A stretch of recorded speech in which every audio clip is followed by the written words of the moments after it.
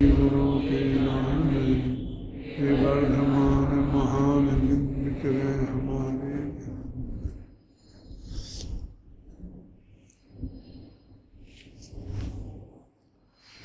समय सार परमागम की 98, 99 और 100वीं गाथा की चर्चा चल रही है, जिसमें मुख्य रूप से ये कहा गया है कि है आत्मा पर पदार्थों का कर्ता उपादान की दृष्टि से तो है ही नहीं, निमित्त की दृष्टि से भी करता नहीं है। क्योंकि जगत में बहुत से लोग ऐसी मान्यता वाले हैं कि ठीक है, जो द्रव्य कार्य रूप परिणमित होता है निश्चय से अथवा उपादान की अपेक्षा, तो उस द्रव्य उस कार्य का कर्ता उसी द्रव्य को कहा जाता है। लेकिन निमित्त तो परद्रव्य होता है ना। हम ये सारे काम हुए हैं, स्मारक भवन मिट्टी ने बनाया होगा, जो भी चूना है, मिट्टी है, सीमेंट है, पत्थर है, ईंट है, जिनसे वो बना है। लेकिन बनाने का काम तो कारीगरों ने किया है ना, अथवा बनवाने वाले सेठ ने किया है ना, व्यवस्थापक ने किया है ना। हमको ऐसा लगता है कि कहीं तो हमारे को रखने की जगह मिले ना पैर। तुम तो हमें उन लोगों जैसा ही कर देते हो जैसे रास्ते में चलने वाला गली में कोई पुरुष। इसको अपने न्याय की भाषा में बोलते हैं रथ्या पुरुष। मैं तुमने हमारी वो कीमत कर दी। इस जगत में हिंदुस्तान में ही 1 अरब लोग हैं, और जिनका उनमें से जिनका इस टोटल स्मारक भवन का से दूर का भी रिश्ता नहीं है, जिनके ज्ञान का गेय भी आज तक ये नहीं बना है। जैसे वे करता नहीं है, ऐसे ही तुम हमको भी उसी श्रेणी में रखते हो ना। अकर्ता अकर्ता कहो, हम मान लेंगे, लेकिन थोड़ा फर्क तो रखो ना। अंतर समझ में आया कि नहीं आया? ये जो शिष्य का प्रश्न है, इसका उत्तर इन गाथाओं में दे दिया गया है। मैं आपको बाद में पढ़ के भी सुनाऊंगा, लेकिन पहले उसका सारांश बता देता हूँ, तो उससे आपको जब पढ़ेंगे तो वो बात एकदम ख्याल में आएगी कि हाँ, इसमें यही बात कही है। कहते हैं निमित्त तो माना है। आप कैसे कहते हो निमित्त निमित्त भाव से भी करता नहीं है? तो उन्हें उपादान उपादेय भाव से करता मानोगे तो कल बहुत विस्तार से बताया था कि तुझे घड़े का कर्ता बनोगे तो तुझे मिट्टी बनना पड़ेगा। यदि तुम वस्त्र का कर्ता बनेगा तो तुझे रुई बनना पड़ेगा। यदि तुझे फर्नीचर का कर्ता बनेगा, रथ माने गाड़ी, तो तुझे लकड़ी बनना पड़ेगा। इसलिए उपादान उपादेय भाव से तो कर्ता हो ही नहीं सकता। अब चूंकि इसको ना तो मिट्टी बनना स्वीकार है, ना लकड़ी बनना स्वीकार है, और ना रुई बनना स्वीकार है, इसलिए इस बात को तो वो मान लेता है। इतनी कीमत चुका के उसे कर्ता नहीं बनना है क्या? फिर कहता निमित्त तो मैं हूं ही ना। तो निमित्त में उन्होंने क्या दोष दिया? इसमें तो एक आता है व्याप्य व्यापक भाव जिनमें होता है उनमें ही कर्ता कर्म संबंध होता है। इसके बाद एक कलश आएगा और उस कलश में ये लिखा है कि जो व्याप्य व्यापक भाव भी तदात्मनि भवेत, है ना। और जिनमें व्याप्य व्यापक भाव होता है उनमें ही कर्ता कर्म संबंध होता है। तो चूंकि इनमें व्याप्य व्यापक भाव नहीं है तो यहाँ कर्ता कर्म संबंध नहीं है। इसकी चर्चा अपन विस्तार से उस कलश की व्याख्या जब करेंगे तब करेंगे। अभी अब निमित्त कर्ता के बारे में है। तो उसके लिए इनने क्या दोष दिया, नित्य कर्तृत्व का प्रसंग आएगा। संस्कृत में पढ़ा नित्य कर्तृत्वानुसंगात, ये शब्द संस्कृत में पढ़ा है, ठीक काम है। क्या मतलब कि पर द्रव्य जो है वो भी तो नित्य है ना। यदि वो करता है तो फिर निरंतर घड़ा बनते रहना चाहिए। अभी बना और अभी नहीं बना, एक कैसे मान सकते हैं? आपको जरा अटपटा लगता होगा तो मैं थोड़ा लंबा आता हूं तो ख्याल में आएगा। शिष्य इस बात की खोज में है कि एक कार्य जो हुआ है, मतलब घड़ा बनने का कार्य हो गया, अब इसका कर्ता कौन है, उसके इसकी खोज करनी है। तो कहा, अपन ने कहा कि मिट्टी है। तो उसका प्रश्न ये है कि मिट्टी तो बहुत काल से खदान में पड़ी थी।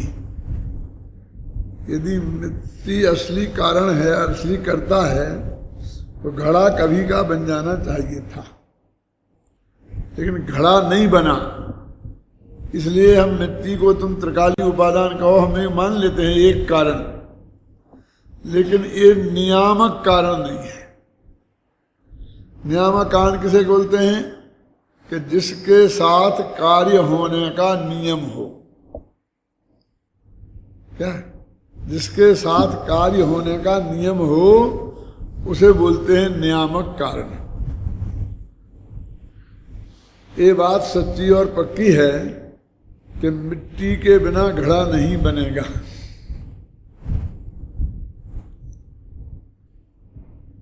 इसलिए ये स्वभाव का नियामक है कि मिट्टी में घड़ा बनने का स्वभाव है। इसने स्वभाव का नियम तो बनाया, लेकिन वो घड़ा कब बनेगा, इस प्रश्न का जवाब ये त्रिकाली उपादान नहीं दे सकता। क्या है? तो अब हमें तो चाहिए कि अभी जो घड़ा बना उसकी बात है।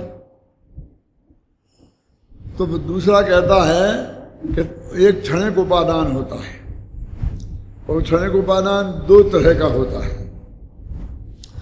एक अनंतर पूर्ववर्ती पर्यायों का सिलसिला और एक तत्समय की योग्यता। तो कहते हैं वो अनंतर पूर्ववर्ती पर्यायों का जो सिलसिला है, माने कोई मिट्टी से घड़ा ऐसा ही नहीं बन जाएगा। पहले मिट्टी पानी में गुथेगी, गुथ कर एक उसका पिंड बनेगा। अब वो जो पिंड बन गया, अपन तो पिंड जानते हैं ना, जो कुमार के चका पे रखा है माटी का पिंड, और फिर घड़ा जानते हैं। बीच की जो अवस्थाएं हैं वो बदलता ना आकार। तो शास्त्रों में उन आकार उसके नाम दिए हैं, स्तास, कुसूल, ऐसे नाम दिए हैं कि ऐसा ऐसा फैलता हुआ तो फैलने वाली जैसा स्तास, फिर ऐसा वो कुसूल, ऐसा ऐसा हो गया तो कुसूल। वो जो घड़े के बीच में वैसे तो असंख्य पर्याय होती हैं, वो मिट्टी के पिंड से लेके घड़ा बनने तक, लेकिन दो चार पर्यायों के नाम वहां उन्होंने शास्त्र में दिए हैं। क्या? ये पर्याय हट के ये बनेगी, ये पिंड बन के स्तास बनेगा, स्तास बन के कुसूल बनेगा, कुसूल बन के ये बनेगा। और घड़ा कब बनेगा? जब कुमार के चके पे से उतर गया तब भी घड़ा नहीं बना। अब घड़ा बनने की प्रक्रिया में चल रहा।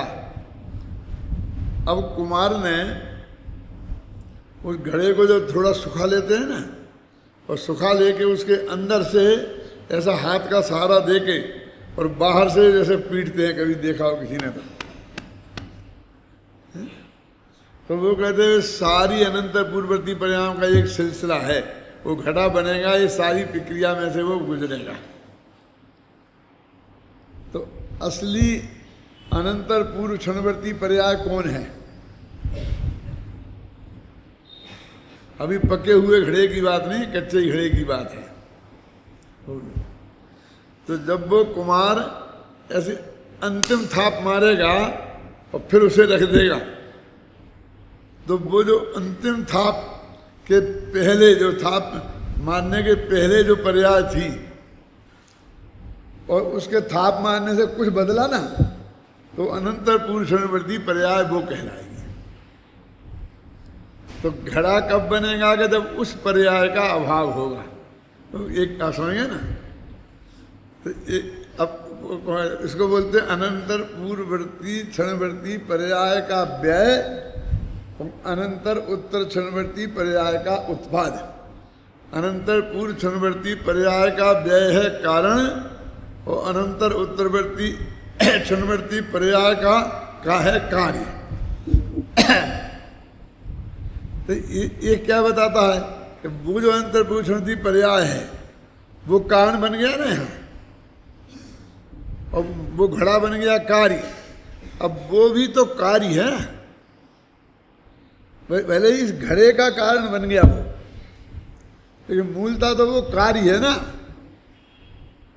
तो उसका कारण क्या है कि जब वो एक पहले और ऐसा ठप्पा मारा था ना, उसके पहले जो आकार था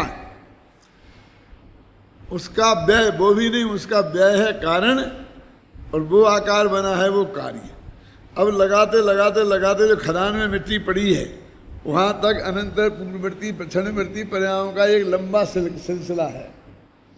और एक कारण एक कार्य, एक कारण कार्य, ऐसी प्रक्रिया होते होते यहाँ तक आता है।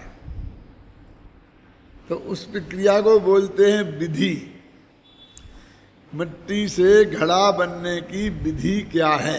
विधि माने पुरुषार्थ, विधि माने प्रक्रिया। तो ये जो विधि की नियामक है, अनंतर पूर्व क्षणवर्ती पर्याय क्या की नियामक है? विधि की। वो स्वभाव का नियामक है।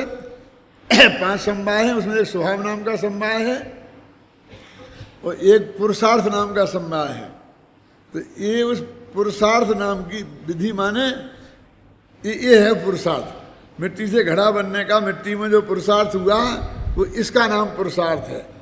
इस प्रक्रिया में से वो संपन्न होगा। जैसे आप यहाँ से मोक्ष में जाएंगे तो जो क्रमिक विकास है ना प्रक्रिया का, वो वास्तव में विधि है। समझ में आ गया ना? अब वो विधि में थोड़ी सी और बारीकी है, लेकिन समझना तो पड़ेगी ना कि उस घड़े के बनने के बीच में और कुमार अपने जाके चाय पानी करने चला गया और फिर वो घड़ा रखा रहा। फिर उसने वहाँ से आके फिर वहीं से शुरू किया, तो उसके बीच में वो घड़ा का मिट्टी थोड़ी सूख गई। क्यों सूख गई? तो उसको गीली करने के लिए उसने फिर पानी वानी का ऊपर से लगाया किया। तो ये आवश्यक नहीं है, वो तो कुमार उठ के गया इसलिए हुई है। यदि वो कुमार लगा रहता तो उसकी जरूरत नहीं थी। आप समझ गए ना? तो इसको निकाल दो। लेकिन जो चीज बीच में आए बिना रहेगी ही नहीं, तो उन सबको रखो।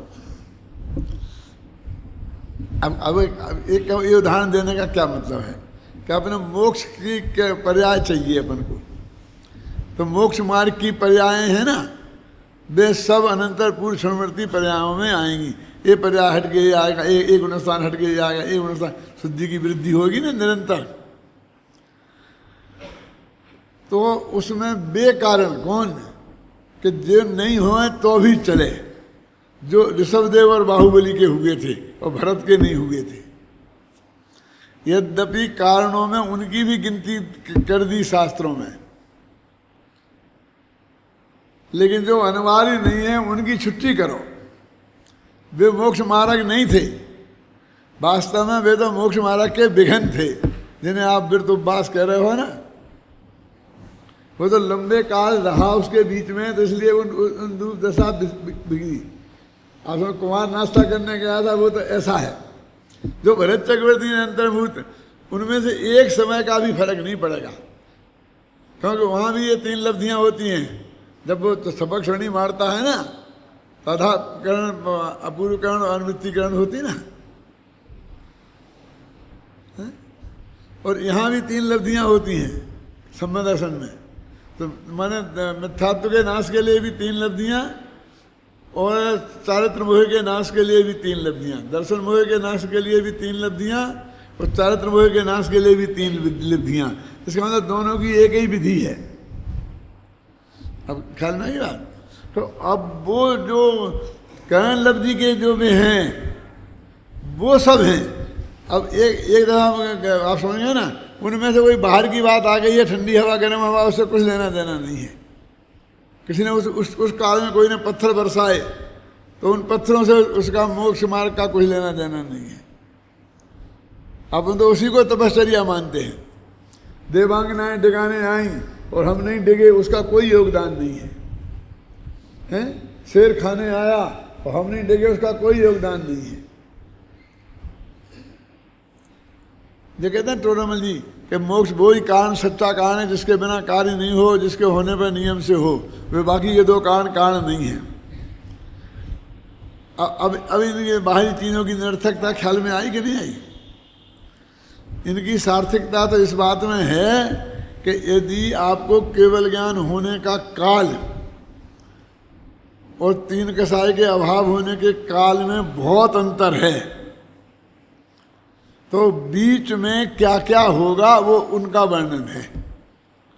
यदि अंतर्मुहूर्त का समय है तो वो कुछ नहीं होगा, ऐसा नहीं। एक चौराहा होता है जहाँ बसें आती हैं, खड़ी होती हैं और एक बस से दूसरी बस बदल लेते हैं।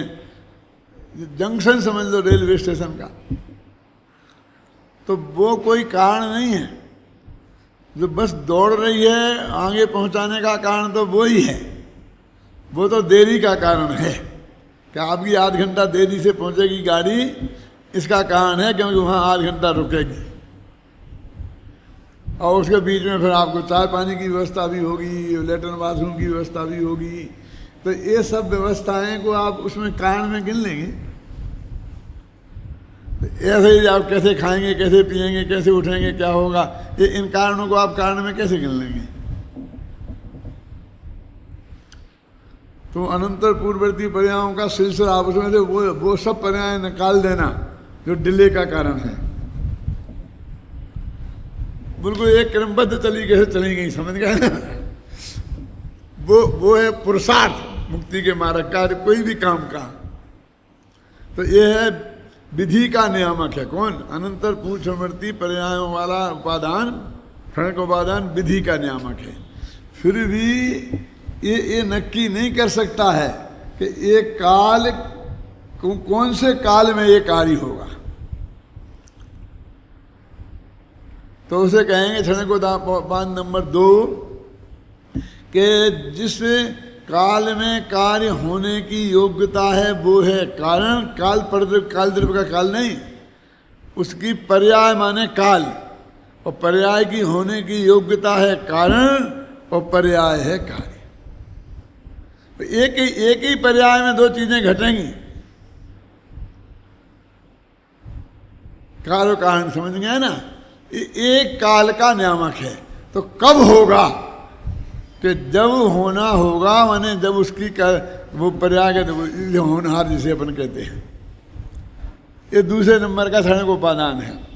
तो ये 3 बातों का हल तो हो गई। 3 बातों में त्रिकाली उपादान काल का नियामक नहीं है ना, जो वो कहते ना, यदि होना होता तो फिर खदान में भी घड़े बनते रहते और मोक्ष में तभी हो जाना चाहिए था। भगवान आत्मा तो निगोद में था, तब भी उसका स्वभाव तो था मोक्ष में जाने का, समझ गए ना? तो कहते वो तो स्वभाव का नियामक है कि जीव ही भव्य को ही मोक्ष होगा, अभव्य को नहीं। वो काल का नियामक नहीं है, वो विधि का नियामक नहीं है। क्षणिक उपादान नंबर 1 ये विधि का नियामक है और क्षणिक उपादान नंबर 2 ये काल का नियामक है। अब निमित्त पे आती है। 3 कारण तो हो गए ना, स्वभाव, पुरुषार्थ, होनहार, ये तो हो गए ना 3। अब एक निमित्त कारण है कि नहीं है? अब निमित्त की बात आती है। तो वो कहते कि वो जो सामने जो कुमार है वो तो जन्म से लेके मृत्यु तक के पूरे का नाम कुमार है। तो वो व्यक्ति निमित्त नहीं है, यदि वो व्यक्ति निमित्त हो तो घड़ा बनते ही रहना चाहिए, क्योंकि वो तो हमेशा मौजूद है। उसे निमित्त संज्ञा, अब वो मोटे तौर से कह देते हैं उसे निमित्त, लेकिन वो वास्तव में निमित्त नहीं है, क्योंकि उसे निमित्त मानेंगे तो नित्य कर्तृत्व का प्रसंग आएगा। अध्यापक को निमित्त मानेंगे पढ़ाने का तो 24 घंटे विद्यार्थियों को पढ़ते रहना पड़ेगा और अध्यापक को पढ़ाते रहना पड़ेगा, पर ऐसा होता नहीं है। तो वो कहते क्या है कि उसका योग और उपयोग। अब योग क्या, तो जैसे अपना हाथ ऐसे चलाए ना कुमार ने घड़ा बनाने में, तो अभी यहाँ पर निमित्त की बात करना है ना कुमार की, तो वो योग माने इस शरीर में, अभी आप उसको बाद में लेंगे, अभी समझ लो हाथ चलाए, वो अलग भेद करेंगे काय का कि वो हाथ आत्मा के प्रदेश चले, उसकी बात अभी गुण रखते नहीं, फिर उलझ जाओगे। वो तो है योग, और राग मिश्रित ज्ञान उधर को लगा, ये है उपयोग। प्योर ज्ञान उपयोग नहीं है, घड़ा बनाने का राग उसमें मिश्रित है, साधारण उपयोग नहीं है। उपयोग तो 24 घंटा है, उस उपयोग की पर्याय तो कुछ भी हो रही है। रोटी खाने का मैं उपयोग लगाया तो वो थोड़ी निमित्त बन जाएगा, कौन सा? घड़े बनाने के राग से मिश्रित उपयोग, उसका नाम यहाँ उपयोग है।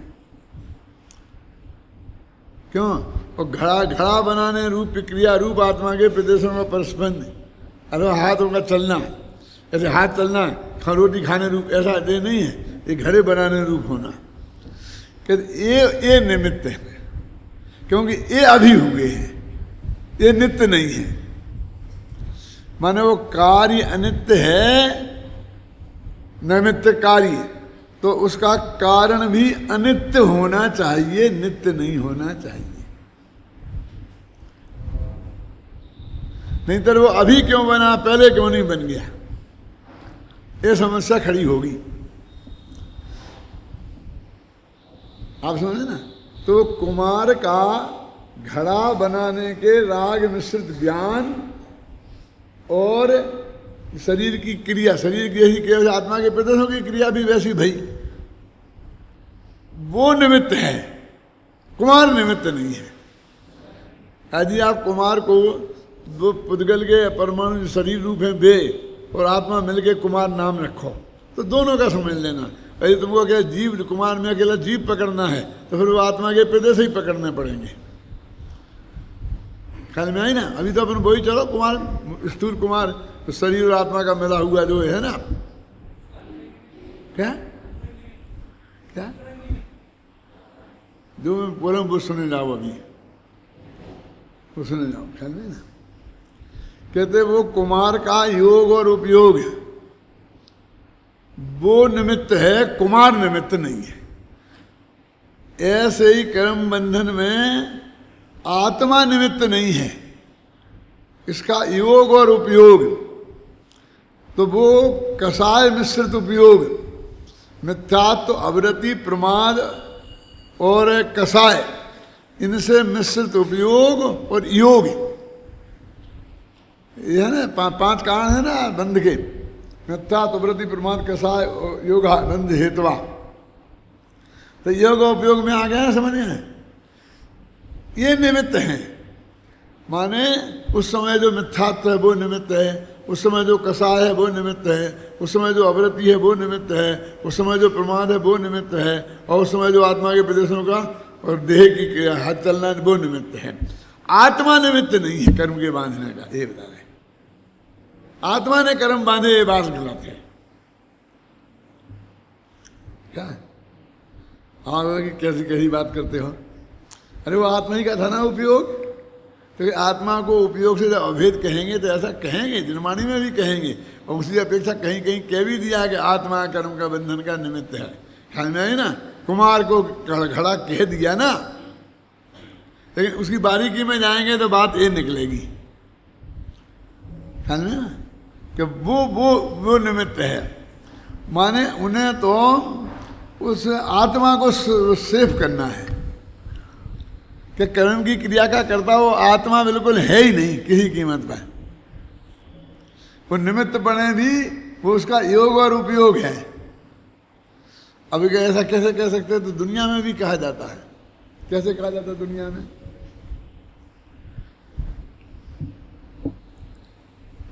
एक राजा हाथी पे बैठ के जा रहा था, एक शराब पिए आदमी खड़ा था, उसने देखा, ए हाथी वाले, हाथी बेचेगा? तो राजा के नौकरों ने फटाफट उसे गिरफ्तार कर लिया, जाके जेल में डाल दिया। राजा ने कह दिया दूसरे दिन राज दरबार में पेश करना है इसे। तब दूसरे दिन राज दरबार में रात को डंडे पड़े और पढ़ा रहा जेल में, और सुबह जाकर के वहाँ पहुँचा तब तक वो नशा काफूर हो गया था। डंडा पड़ने से भी काफूर हो जाता है और समय पे भी खत्म हो जाता है, नशा उतर गया था। तो जब राज दरबार में पूछा तो राजा ने पूछा, क्यों भाई हाथी खरीदोगे? कि हुजूर मैं क्या खरीदूंगा, खरीदने वाला तो गया। बोलो, जब उसने कहा था कि हाथी बेचोगे तब वो था कि तो पर्याय को द्रव्य से अलग करके बात हो रही है लोक में भी, क्यों? और राजा ने मान लिया कि आज से प्रतिज्ञा करो कि कभी शराब नहीं पियोगे। आदमी को बुरा नहीं माना, शराब को ही बुरा माना, शराब पीने को ही बुरा माना। तो पर्याय को द्रव्य से भिन्न लोक में भी हम करते हैं ना, ये नए लगाते हैं कि नहीं लगाते हैं? तो यहाँ लगाने में आपको दिक्कत हो रही है। कुमार निमित्त नहीं है, कुमार का योग और उपयोग निमित्त है, योग उपयोग भी निमित्त नहीं है, घबराना नहीं। वो घड़े बनने में लगा हुआ, घड़े बनाने रूप राग के साथ जो उपयोग है वो, और घड़े बनाने को ऐसे ऐसे हाथ हो रहे हैं वो योग। इतनी सी बात है, और इतनी सी निमित्तता के लिए तुमने पूरे आत्मा को निमित्त बना दिया। वो बेचारी इतनी सी बात उसने कह दी कि हाथी बेचेगा, अब इसको तुमने पूरे आत्मा को इसका अपराधी बना दिया। क्यों? कैसे जेल में डाल दिया? ये तो ठीक नहीं है। न्याय का निकालेंगे तो यही है, लेकिन फिर न्याय के बाद में कुमार को जेल में डाला ही क्यों? वो नशे को जेल में डालते, क्योंकि उस वक्त कुमार और नशा अभेद है। वो आदमी और नशा अभेद है, इसलिए उसे अकेले को डाला नहीं जा सकता था। अब उसे डाला हमने तो उसी को डाला, और कुमार तो साथ में। जैसे किसी 6 महीने के बच्चे की माँ किसी अपराध में पकड़ी जाए और उसे 6 महीने की जेल हो जाए, तो बच्चा को मुफ्त में ही जेल में रहना पड़ता है। क्यों?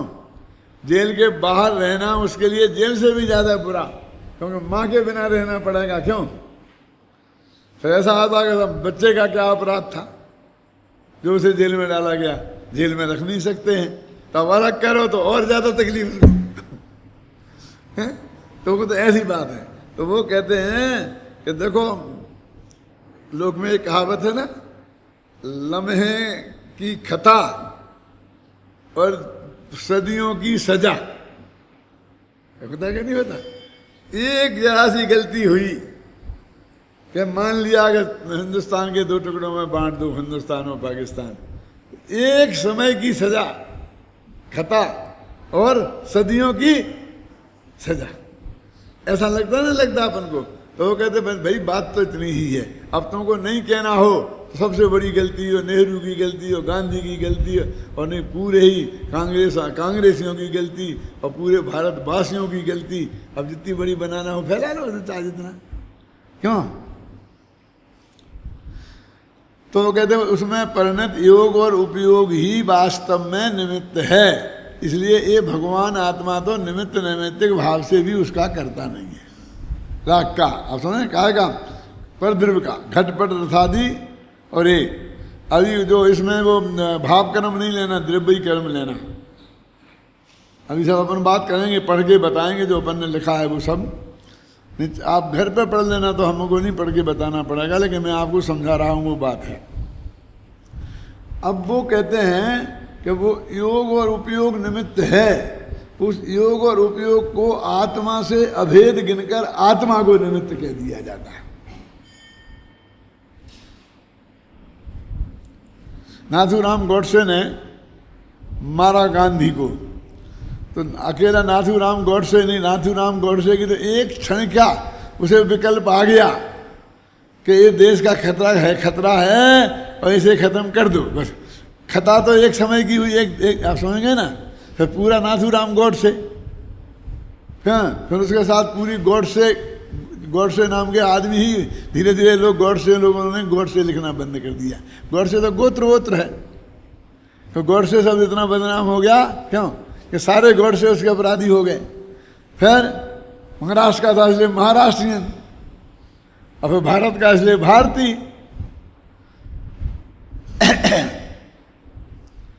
ये था ना राधा कृष्णन, राष्ट्रपति थे, पहले उपराष्ट्रपति थे।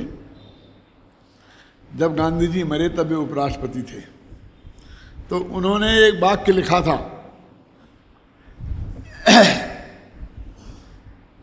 एक सबसे बड़े हिंदू को हिंदुत्व की रक्षा के नाम पर एक हिंदू ने मार दिया। क्या वाक्य समझे आप? हैं? एक सबसे बड़े हिंदू को हिंदुत्व की रक्षा के नाम पर एक हिंदू ने मार दिया। इसी के आधार पर मैंने कहा था, एक सबसे बड़े दिगंबर को, क्यों कुंद दिगंबरों के सबसे बड़े प्रतीक हैं, वो एक कुंद के भक्त को कुंद के साहित्य की रक्षा के नाम पर कुंद के भक्तों ने बहस का गैर दिगंबर घोषित कर दिया। मैंने उस वक्त लिखा था, जब वो किया था ना फल्टन में, इन्हें गैर दिगंबर घोषित किया था, एक प्रस्ताव पास किया था महासभा ने। क्या मैंने लिखा था? यही राधा कृष्णन का उदाहरण देकर ऐसा ही होता है इस जगत में। हाँ, तो अपनी बात चल रही कि वो एक समय का योग और उपयोग वो निमित्त है, बस खत्म।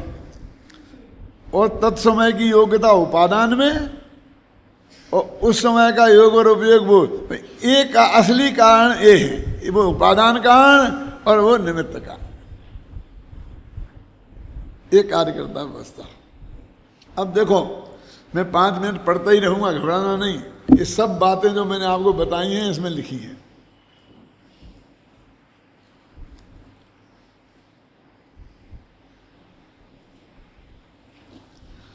ये पेज नंबर 185 के नीचे से 3 पंक्तियां निकालो, 2 पंक्तियां। हाँ, यह बात अवश्य है कि यद्यपि यह आत्मा पर का कर्ता नहीं है, तथापि पर के करने के विकल्प रूप परिणाम अपने उपयोग और योग का कर्ता अवश्य है। भगवान आत्मा का तो क्या गलती, वो योग और उपयोग का कर्ता जो उपादान है ना, तो उसका कर्ता यहाँ मान रहे हैं। देखो, ये भी यहाँ की बात है, आगे उसका कर्ता भी नहीं मानेंगे। क्या? अब वो जब बात आएगी तब कहूंगा कि आपको अभी से सावधान करता हूं। अभी तो उस योग और उपयोग का कर्ता मान रहे। उक्त गाथाओं का भाव आत्मख्याति में इस प्रकार स्पष्ट किया गया है, जिस कारण से यह आत्मा, ये बिल्कुल अमृतचंद की टीका है, सुनना। ये अमृतचंद का बिल्कुल अक्षर सा पद्यानुवाद है सरल भाषा में। जिस कारण से यह आत्मा अपने इच्छा रूप विकल्प और हस्तादिक की क्रिया रूप व्यापार के द्वारा घट आदि परद्रव्य रूप बाह्य कार्यों को करता हुआ प्रतिभाषित होता है, उसी कारण से क्रोधादि रूप परद्रव्य स्वरूप सभी अंतरंग कार्यों को भी करता है, क्रोधादि भाव को। क्योंकि घटादि और क्रोधादि दोनों ही परद्रव्य रूप हैं, परत्व की दृष्टि से इनमें कोई भेद नहीं है, ऐसा व्यवहारी जनों का व्यामोह है। अब अपन को ऐसा व्यवहारी जनों का व्यामोह है ये नहीं लिखते, तो अपन समझते हैं कि ये अमृतचंदाचार्य इस बात का प्रतिपादन कर रहे हैं। क्यों? ऐसा व्यवहारी जनों का व्यामोह है। न्याय शास्त्र में ये विशेषता है कि कभी कभी 25-25 पेज तक आचार्य पूर्व पक्ष स्थापित करते जाते हैं, माने जैन धर्म का खंडन करते जाते हैं और बौद्धों की, सांख्यों की उस मान्यता की स्थापना करते जाते हैं। कभी कभी पढ़ने वाले उन विशेषज्ञ विद्यार्थियों का, विशेषज्ञ क्यों बोला, उन्हें न्यायातीत है तो न्याय मध्य में पास करके आए हैं ना, उन्हें भी अंदर से ये लगता है कि ये बात जो कह रहे हैं परम सत्य है। यदि उन्हें ये पता ना हो कि ये बौद्ध मत की के सांख्य मत की बात को स्पष्ट कर रहे हैं आचार्य, और क्योंकि नाम तो आचार्य का जुड़ा, उनके प्रति श्रद्धा है, तो उसे ऐसा लगने लगता है और अंत में बस इतना सा आता है, तदपि असत खत्म, कि ये भी सत्य नहीं है, ठीक नहीं है। तब एकदम झटका लगता है, क्या कह रहे हैं, क्या है? यानी ईश्वर जगत का करता है, उसे ऐसे सिद्ध करेंगे कि आपके गले उतर ही जाएगी बात, और फिर कहेंगे ये गलत है, और फिर एक एक तर्क को, एक एक युक्ति को काट काट कर अंत में ये सिद्ध कर देंगे कि ये बात गलत क्यों थी। ऐसा नहीं ना, अरे यहाँ तो इतने जल्दी आ गया कि ऐसा व्यवहार न का पक्ष है, व्यवहारी जनों का पक्ष, व्यवहारी जनों का व्यामोह है, माने व्यवहार न का भी पक्ष नहीं है, सच्चा व्यवहार न नहीं है, मतलब कहने का। यदि वास्तव में यह आत्मा परद्रव्य स्वरूप कार्य को करे तो परिणाम परिणामी की अन्यथा अप्राप्ति होने से नियम से तन्मय हो जाए कि परिणाम और परिणामी एक ही जगह मिलते हैं, तो जो उसे भी वहीं मिलना चाहिए जहाँ वो काम हुआ है। मिट्टी में काम हुआ है तो ये मिट्टी में मिलना चाहिए, है ना। किंतु ऐसा होता नहीं है, क्योंकि अन्य द्रव्य और अन्य द्रव्य में तन्मयता होने पर अन्य द्रव्यों के नाश की आपत्ति आती है। अतः अब यह कहते हैं कि आत्मा निमित्त नैमित्तिक भाव से भी करता नहीं है। देखो, निमित्त नैमित्तिक भाव से भी करता नहीं है, उपादान से तो करता है ही नहीं, निमित्त नैमित्तिक भाव से कौन? आत्मा। देखो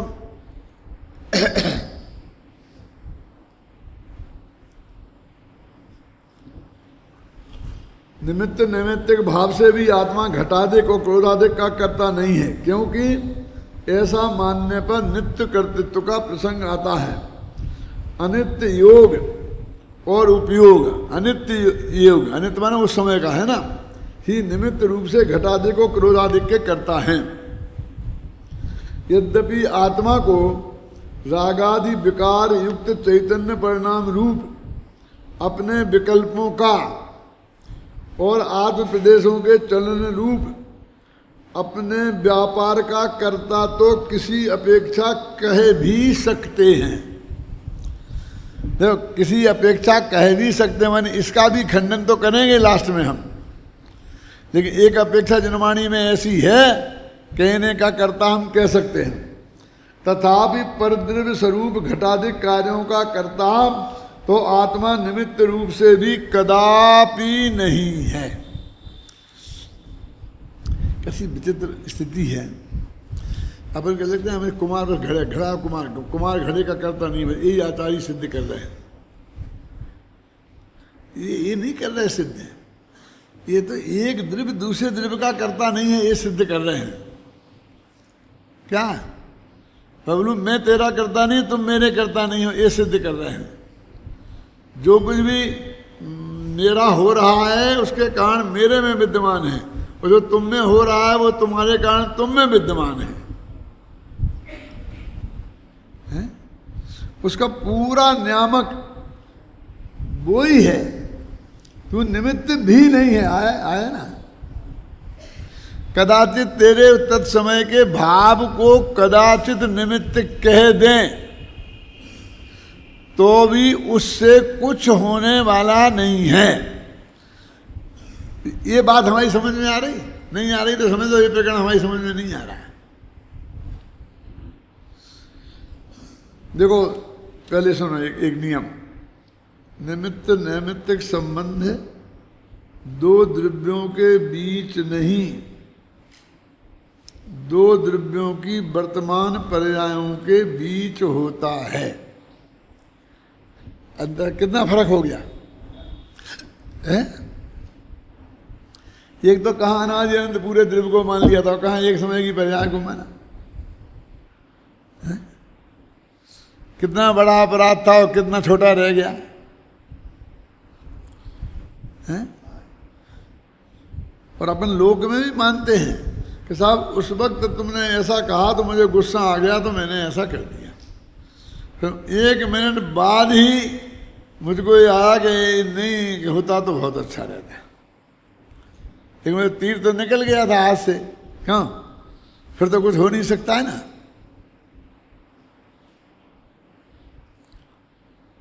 तो एक समय का जो है उसे हमने पूरे द्रव्य की गलती मान ली। इन गाथाओं में यह बताया गया है कि यद्यपि व्यवहार में से यह कहा जाता है कि आत्मा ने घटपटादि पदार्थों का, इंद्रियों का, क्रोधादि द्रव्य कर्मों का और शरीर आदि 9 कर्मों का करता है। ये लिखा ना क्लियर, द्रव्य कर्मों का, भाव क्रम नहीं लेना कमल जी, अभी कई जगह आएगा इसका स्पष्टीकरण।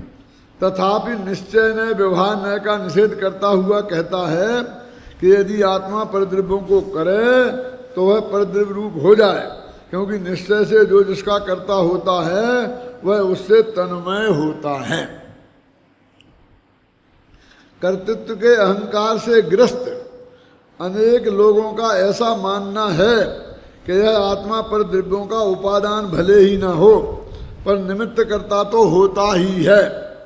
उनकी इस मान्यता का खंडन करते हुए आचार्य देव यहाँ यह कह रहे हैं कि यदि आत्मा को परद्रव्यों की पर्यायों का निमित्त कर्ता माना जाए तो आत्मा के नित्य होने से उक्त कार्य को निरंतर होते रहना चाहिए, परंतु ऐसा तो देखा नहीं जाता। यानी जो मैंने बोला है वो सब बहुत स्पष्ट शब्दों में लिखा है। यदि आप गहराई से स्वाध्याय करें तो इसको पढ़ करके भी सब समझ सकते हैं, ऐसी बात नहीं है। अतः यह सुनिश्चित ही है कि यह भगवान आत्मा पर पदार्थों, इंद्रियों, क्रोध आदि द्रव्य कर्मों, शरीर आदि 9 कर्मों का उपादान करता तो है ही नहीं, निमित्त करता भी नहीं है। ये तो अपने हैं। कौन? अपना द्रव्य कर्म, अपना शरीर। वो दूसरे के, हम तो दूसरे के भी बने हैं, हम तो सारा गांव का करना चाहते हैं। क्यों? हम सारे गांव का थोड़ी करते हैं। क्यों? हम अपना अपना तो करेंगे ना, अपनी पत्नी का, अपने बाल बच्चों का। क्यों? बाल बच्चों के बाल बच्चों का, वहां तक तो करना हमारी ड्यूटी है ना। देखो, हाँ यह अवश्य है कि पर के करने के भाव रूप परिणमित आत्मा का उपयोग, पर के करने के भाव रूप वो उस उपयोग, वो शुद्ध उपयोग नहीं लेना है क्या? पर के करने के भाव रूप से परिणमित उपयोग माने वो उपयोग नाम की पर्याय लेना, उपयोग नाम का गुण नहीं लेना। और आत्म प्रदेशों के हलन चलन रूप, हलन चलन कोई हल्ला वो नहीं, वो उसी काम के लिए जो कंपन हो रहा है वो परद्रव्य की क्रिया में निमित्त होता है। यद्यपि आत्मा अपने इस उपयोग और योग का करता है, क्यों? ये होगा निमित्त और आत्मा इसका करता है, वो नहीं इसके करता। तथापि उन योग और उपयोग के निमित्त से होने वाले पर पदार्थों के परिणमन का कर्ता वह कदापि नहीं है। ध्यान रहे, यहाँ परद्रव्य के परिणमन के कर्तृत्व का निषेध है, उनके करने के भाव रूप अपने परिणमन के कर्तृत्व का निषेध नहीं। देखो, उनके करने के भाव रूप और परिणमन अपने है ना, पर के कर्तृत्व के अभिमान से ग्रस्त और करने धरने के विकल्पों में उलझे रहने वाले जगत को उक्त परम सत्य को गहराई से समझने का प्रयास करना चाहिए। न केवल समझने का ही प्रयास करना चाहिए, अपितु तदनुसार जीवन को ढालने का भी प्रयास करना चाहिए, क्योंकि जीवन में सुख शांति प्राप्त करने का एकमात्र यही उपाय है। देखो कितनी कितनी क्लियर बात है। और हमारा ध्यान उधर ही उधर जाता है, उधर ही उधर जाता है। मैं ये करूं, मैं ये नहीं करूं, मैंने ध्यान नहीं रखा तो ये बिगड़ जाएगा, ये नहीं हुआ तो ये हो जाएगा, ये नहीं हुआ तो ये हो जाएगा। अंतिम समय तक क्यों निरंतर अनेकों बार असफल होने पर भी क्या है? अनेकों बार अनंत बार असफल होने पर भी हम इस प्रयत्न को कभी छोड़ने को तैयार नहीं होते। वो इसके लिए मेरा एक प्रसिद्ध उदाहरण है। मैं ये कहता हूँ कि एक लड़का एक लड़की को देखने के लिए गया, तो इसे के साथ शादी करना क्या नहीं करना ये निर्णय करने में महीनों नहीं लगते, घंटों नहीं लगते, मिनटों नहीं लगते, 1 सेकंड में ही डिसीजन हो जाता है 99% को। लेकिन आजकल के लड़के लड़की बहुत होशियार होंगे ना, इसलिए वो अपने उस डिसीजन को व्यक्त नहीं होने देते। क्यों? वो समझते हैं कि यदि मैंने डिसीजन किया है कि मुझे ये संबंध नहीं करना,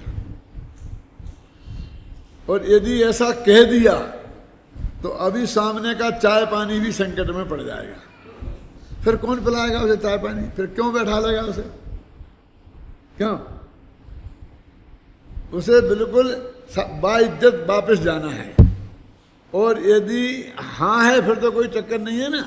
हाँ में भी एक तकलीफ है कि हाँ कर देता हूँ तो बाप दादों को सौदा करने का मौका नहीं मिलेगा। वो भी चाहता है कि बदनाम बाप दादा हों और माल मुझे मिल जाए। क्यों?